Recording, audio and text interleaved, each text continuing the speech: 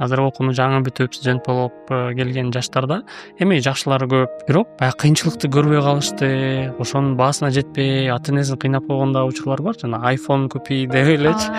Сиз ошону кандай деп ойлойсуз? Бул ата энелердин аша чаап камкор көрүп кеткенинен болуп атабы, же чындап эле жаштар кыйынчылык көрбөй калгандыктан ушундай болуп атабы? Далеко ходить не надо, мен ненелерим деле да. Экинчи эмес, үчүнчү энем аябай сонун өстү да, чынын айтканда.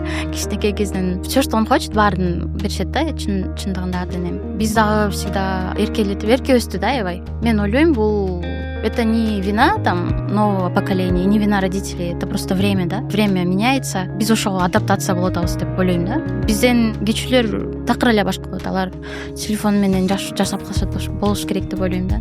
Бирок человеческая ценность, да, вот ошо теряется. Ошону мен байкадым. Ошо инемди аракет кылгам да, ошонун баарын эстеткенге, үйрөткөнгө.